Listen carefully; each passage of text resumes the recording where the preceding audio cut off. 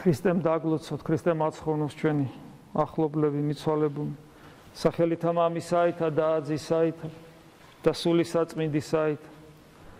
ერთ-ერთი უმთავრესი, რაც ადამიანს უნდა ახასიათებდეს, ხშირად მომიყვანია თქვენთვის დოსტოევსკის ეს საოცარი სიტყვები, რომ თუ ადამიანს სიცოცხლე უყვარს, თავისი საქმის, ადამიანური საქმის ნახევარი 50% გაკეთებული აქვს, ეს ებრძანებს ეს გენიოსი მწერალი და ადამიანს უნდა უყვარდეს სიცოცხლე. მაგრამ თუ ისიც იცის სიცოცხლე რა არის სინამდვილეში, რას უწოდებს ადამიანის სიცოცხლეს?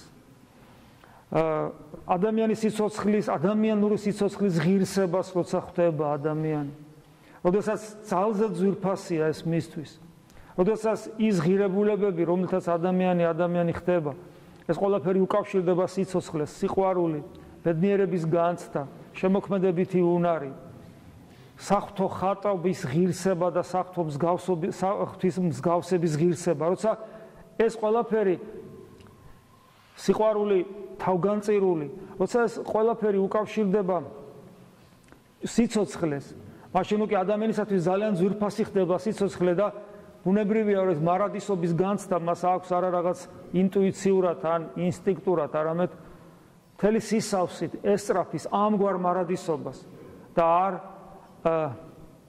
არ ემეტება ეს საოცარი რამ, რითაც ის ადამიანი ჭეშმარიტად ღმერთს გავს პოტენციაში, არ ემეტება, რომ ეს გაიფლანგოს და დაიკარგოს.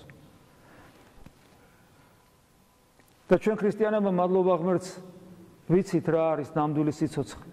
აი წარმოიდგინეთ დღეს რამდენია თქვენთაგანი თქვენ საქმეებს აკეთებდით, დაღლილები ხართ, ყველა შეიძლება ბუნებრივად ერჩივნათ ძილი, მამები რომლებიც დღეს მოვიდნენ, აი ორი მამა რომელიც სხვაგან იყვნენ და დაგვიანებით მოვიდნენ, რა იყო მიზეზი მათი მოსვლისა?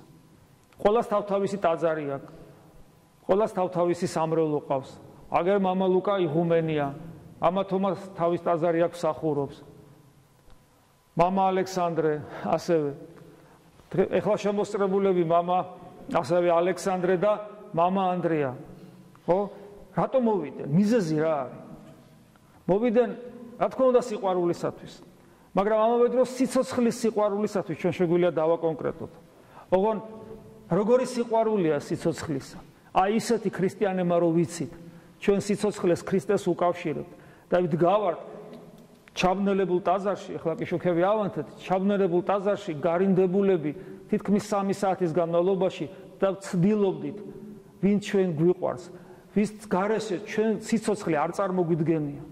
ჩვენი თავი არ წარმოგვიდგენია, ანუ ქრისტეს გულისხმობ, მას ვეძებდით ამდენი ხნის განმავლობაში. და რაღაცნაირად აი მათი მოსვლას, მამების მოსვლას ესე დაგვიანებით, ჩემთვის სწორედ აი ამის ნიშანია, რომ ჩვენ სიცოცხლე გვიყვარს ქრისტეში და ქრისტე გვაერთიანებს. ამიტომ მთელი არსებით, მთელი გულწრფელობით გვინდა რომ ესე იყოს. ერთმანეთს ვეუბნებით, რომ ქრისტე არ ჩვენ შორის და პასუხობთ არც და იყოს. უფალი გვეუბნება, რომ სასუფეველი, ანუ საღვთო სამეფო თქვენ შორის ეძებეთ. ანუ ეს ნიშნავს, რომ ჩვენ შორის უნდა იყოს ის ერთობა, რომელ ერთობაზეც უფალმა თქვა, ახალსა მცნებას მოგცემთ მე თქვენ, იყვარებოდეთ ურთიერთას, ვითარცა მე თქვენ შეგიყვარეთ. და იმით მიხვდებიან, რომ ჩემი მოწაფეები ხართ, რომ ერთმანეთი გეყვარება, სწორედ აი ამგვარი სიყვარული. ღმერთმა მოგცეს ძალა სიყვარულისა და ძალა ერთობისა, რომლის გარეშე ეკლესია არ არის. დღეს თითქმის ყველა თქვენთაგანი ეზიარა.